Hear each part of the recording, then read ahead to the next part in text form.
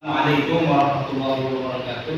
Waalaikumsalam warahmatullahi wabarakatuh. Hamdan wa salatan wa bardu. Teman-teman mahasiswa yang saya hormati dan saya banggakan, alhamdulillah, tatap muka kali ini kita akan menjelaskan bagaimana sesungguhnya proses pengembangan kurikulum. Sebelum ke pembahasan bagaimana proses pengembangan kurikulum, perlu saya sampaikan dulu RPS pembelajaran kita. Kita lihat bahwa RPS yang sudah saya susun adalah pertama yang perlu diperhatikan oleh mahasiswa, kemampuan akhir yang diharapkan, kemudian bahan kajian, bentuk pembelajaran, kemudian waktu, pengalaman belajar mahasiswa, dan kriteria penilaian dan indikator serta bobot penilaian. Baik, kita lihat yang pertama, capaian yang harus dicapai dalam pembelajaran ini adalah memahami konsep umum tentang definisi kurikulum pendidikan agama Islam.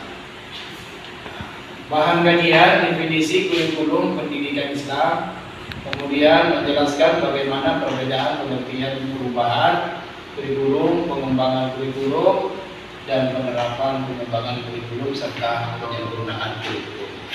Baik, materi. Sebelum kita mengkaji bagaimana pengertian kurikulum, pengembangan kurikulum, maka perlu saya jelaskan dulu secara bahasa apa kurikulum itu. Kurikulum seperti yang kita lihat berasal dari bahasa Yunani, yaitu kurir, yang dapat diterjemahkan ke bahasa kita adalah jarak tempuh lari. Artinya jarak yang harus ditempuh dalam kegiatan berlari dari start hingga finish. Nah, ini yang menjadi parameter yang kita gunakan pengertian kurikulum. Kemudian kalau kita lihat dari bahasa Arab ada manhaj, artinya jalan yang ditempuh atau yang dilalui oleh manusia dalam kehidupannya. Nah, dalam konteks pendidikan kita, kurikulum berarti jalan terang yang dilalui oleh pendidik dan peserta didik untuk mengembangkan pengetahuan, mengembangkan sikap, mengembangkan keterampilan, dan nilai-nilai untuk memperoleh pengetahuan dan dikembangkan lagi untuk mendapatkan ijazah agar nanti ketika lulus dari sekolah dapat melanjutkan ke perguruan tinggi, lulus dari perguruan tinggi dapat melamar untuk mendapatkan pekerjaan. Next. Kemudian al-manhaj juga diartikan sebagai perangkat, rencana, dan media untuk mengantarkan lembaga pendidikan dalam mewujudkan tujuan pendidikan yang diinginkan. Nah, sekarang pengertian pendidikan, kurikulum pendidikan menurut para ahli.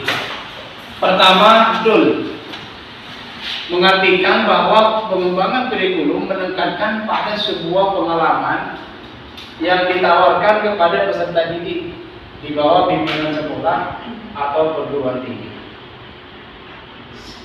Stallone dan Alexander mengungkapkan bahwa kurikulum adalah segala usaha yang bisa menghasilkan atau menimbulkan hasil belajar yang dikehendaki, apakah dalam situasi sekolah ataupun di luar sekolah. Itu yang dikembangkan oleh Stallone. Kemudian menurut Oliva, program yang menyangkut semua pengalaman yang dihayati peserta didik di bawah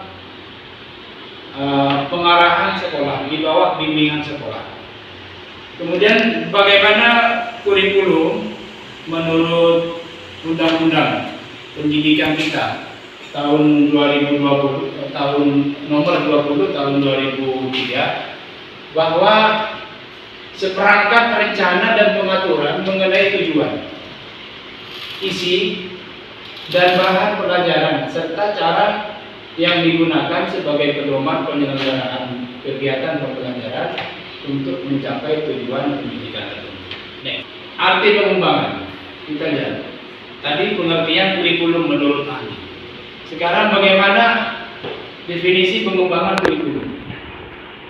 Pengembangan paling tidak bisa diartikan menjadi 4. Pengembangan kurikulum. Banyak para ahli mengembangkan tentang arti daripada pengembangan. Tapi dalam pembelajaran ini pengembangan itu paling tidak ada 4 arti yang dapat kita kembangkan. Pertama adalah pengembangan itu terkait dengan construction, bahwa kegiatan yang menghasilkan atau menyusun sesuatu sama sekali baru, kan disebut construction dalam bidang kurikulum. Kemudian yang kedua, pengembangan berarti menyempurnakan sesuatu yang telah ada. Jadi tugas pengembang itu tinggal melanjutkan bagaimana yang sudah ada dikembangkan agar itu bisa menjadi inovatif, bisa menjadi nilai-nilai kebaruan. Itu dalam arti yang kedua. Makanya disebut dengan pengembangan. Kemudian yang ketiga, pengembangan berarti pembaharuan, updating. Jadi sudah kurikulum yang sudah tertata demikian, sudah dijalankan pada waktunya, maka juga perlu dilakukan pembaharuan atau dilakukan update dengan tuntutan, dengan perkembangan, dengan kebutuhan dan seterusnya. Sehingga disebut updating kurikulum, pengembangan kurikulum. Kemudian yang keempat, pengembangan berarti menerapkan sebuah kurikulum. Jadi sudah ada diterapkan, itu namanya juga bagian dari pengembangan. Dan evaluasi kurikulum. Kemudian juga setelah evaluasi ketemu hasilnya bagaimana, lalu dilanjutkan dengan peningkatan, ya, penyempurnaan, peningkatan. Nah, inilah rangkaian pengembangan inilah yang harus dilakukan oleh seorang pengembang, oleh kepala sekolah dan guru bekerjasama dengan stakeholder, dengan wali murid dan seterusnya. Next. Ini merupakan definisi yang dikembangkan oleh para ahli. Next. Yang pertama, pengembangan kurikulum adalah kegiatan untuk menghasilkan kurikulum. Menghasilkan kurikulum baru melalui langkah-langkah penyusunan kurikulum atau dasar hasil penelitian yang dilakukan, penilaian yang dilakukan selama periode tertentu. Makanya dalam proses pengembangan kurikulum ini jangka waktunya ditentukan. Misalnya kalau di kurikulum kita itu 5 tahun. Setiap 5 tahun diadakan rekonstruksi kurikulum. Nah, ini pendapat yang pertama. Pendapat yang kedua, pengembangan kurikulum adalah kegiatan penyusunan atau desain pelaksanaan kurikulum, penilaian dan penyempurnaan kurikulum. Kemudian pendapat yang ketiga, pengembangan kurikulum adalah sebagai alat membantu guru dalam melakukan tugas mengajarkan materi, menarik minat siswa dan memenuhi kebutuhan masyarakat.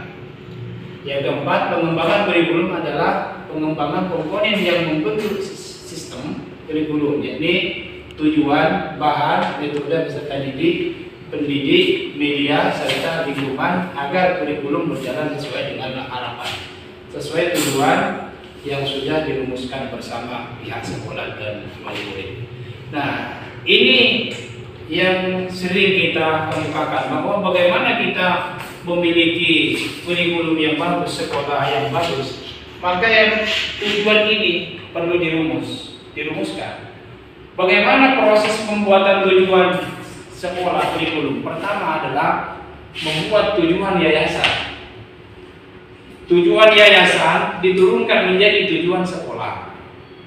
Tujuan sekolah dirumuskan menjadi tujuan pembelajaran. Nah, tujuan pembelajaran inilah yang sebenarnya mengacu kepada tujuan bagaimana yang telah dijelaskan dalam undang-undang. Itu ya, Undang-Undang Nomor 20 Tahun 2003. Sehingga tujuan sekolah dengan tujuan pendidikan nasional kita itu sejalan. Itu ya, sejalan. Nah, setelah itu bahannya, bagaimana bahan pembelajaran, fasilitas yang menyambut dengan pembelajaran itu semuanya disesuaikan agar mencapai tujuan itu. Kebijakan umum dalam pengembangan kurikulum. Yang pertama yang perlu dilihat adalah keseimbangan antara etika, logika, estetika, dan kemestika. Yang kedua, kesamaan memperoleh kesempatan. Kurikulum kita ini dikembangkan bagaimana setiap siswa ini sama-sama dapat berhak masuk atau dapat belajar dengan cara yang baik dan dilayani dengan cara yang baik. Memperkuat identitas nasional menghadapi abad pengetahuan, menyongsong tantangan TIK, mengembangkan keterampilan hidup atau life skill, integrasi unsur-unsur penting ke dalam kurikulum, pendidikan alternatif berpusat pada anak, pendidikan multikultural, pendidikan berkelanjutan, pendidikan sepanjang hayat. Next, itu yang menjadi dasar pengembangan kurikulum. Nah, sekarang bagaimana fungsi pengembangan kurikulum? Fungsi pengembangan kurikulum dapat dirasakan yang pertama bagi sekolah atau madrasah. Bagi sekolah, pengembangan kurikulum itu sebagai alat untuk mencapai tujuan pendidikan, gitu ya, yang diinginkan atau sesuai dengan kompetensi yang ingin dicapai. Yang kedua, pedoman yang mengatur tentang pendidikan madrasah itu fungsi bagi sekolah. Sekarang bagaimana fungsi bagi sekolah yang di atasnya? Melakukan penyelesaian, kemudian kontinuitas. Itu masuk daripada fungsi pengembangan kurikulum. Bagaimana fungsi pengembangan bagi masyarakat? Yaitu harus ada kerjasama yang harmonis dengan masyarakat. Karena masyarakat sebagai pengguna urusan ini dengan dikembangkan kurikulum kita, maka tentu juga menyertakan wali murid, stakeholder dan semua untuk bersama-sama mengatur bagaimana tujuan pendidikan sebenarnya yang dicapai. Alur pengembangan kurikulum bagaimana? Kita lihat yang pertama, target pengembangan kurikulum. Yang pertama, menitik beratkan pencapaian target kompetensi. Jadi itu sebenarnya yang kita inginkan, target pengembangan kurikulum. Kompetensi apa yang diinginkan, lalu dikejar dengan memperbaiki kurikulum sekolah atau kurikulum madrasah.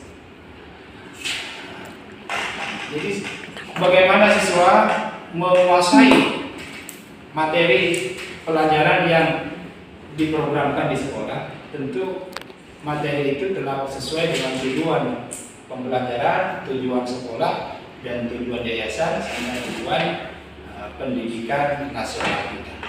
Kemudian target yang kedua, lebih mengakomodasikan keragaman kebutuhan dan sumber daya pendidikan yang tersedia. Kalau kita lihat memang kebutuhan masyarakat ini tidak sama antara masyarakat pesisir, masyarakat desa, masyarakat tengah, dan masyarakat kota. Tapi bagaimana sekolah itu bisa memberikan layanan yang terbaik, gitu ya. Apalagi ada unsur agama, budaya, ras, dan semuanya diatur di sekolah dan sama-sama mendapatkan layanan. Dan tidak ada kesan mendiskreditkan atau melecehkan kebudayaan yang satu, keturunan yang satu, dan lain-lain. Jadi sekolah memberikan kesempatan yang sama kepada semua siswa yang beraneka ragam. Itu namanya mengakomodasikan keberaneka-ragaman. Kemudian yang ketiga, target yang harus dicapai dalam kurikulum adalah memberikan kebebasan yang lebih luas kepada pelaksana pendidikan. Nah, dalam hal ini siapa? Adalah pihak guru dan pihak sekolah, karena yang tahu medan, yang tahu yang punya tujuan itu adalah sekolah.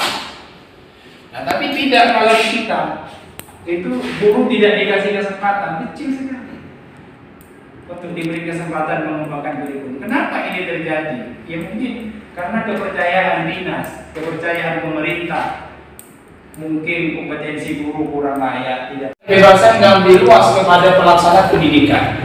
Dalam hal ini adalah pihak sekolah, pihak yayasan. yang berhak mengembangkan kurikulumnya kayak apa. Mau dibawa kemana pendidikannya itu tergantung kepada sekolah dan yayasan serta guru. Oleh karena itu maka pemerintah harus memberikan kepercayaan dalam hal mengembangkan kurikulum kepada yayasan, kepada sekolah dan kepada pihak guru agar pendidikannya itu tepat guna karena mereka yang memiliki meja memahami. Next. Oke, sampai di sini perjumpaan kita. Sebelum kita akhiri, kita sebagaimana OTS kita diskusi. Setelah diskusi ada tugas. Baik, kita mulai diskusi. Siapa yang mau bertanya? Saya, Pak. Oh, silakan.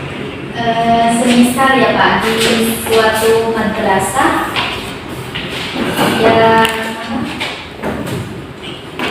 yang tidak bisa ini Pak menyusun kurikulum madrasahnya dengan baik. Nah itu tugasnya siapa seharusnya Pak?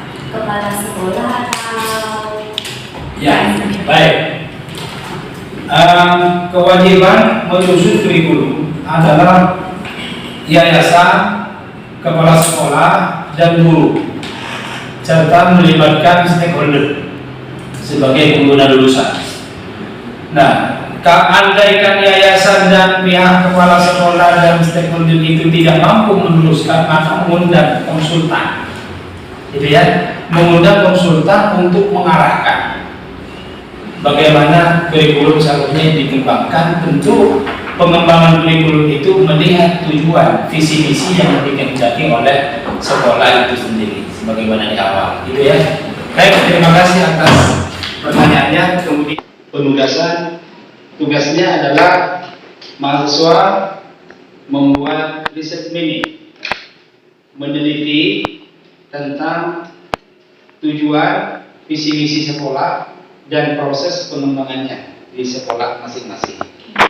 Nanti dibuat makalah dan dipresentasikan, didiskusikan bersama, kemudian juga direvisi. Setelah itu kita UTS. Setelah UTS, kalau misalnya hasilnya kurang baik, hasil riset mininya itu dikembangkan kembali menjadi nanti tugas UAS. Demikian. Baik. Wallahul muwaffiq ila aqwamit thoriq. Wassalamualaikum warahmatullahi wabarakatuh. Waalaikumsalam.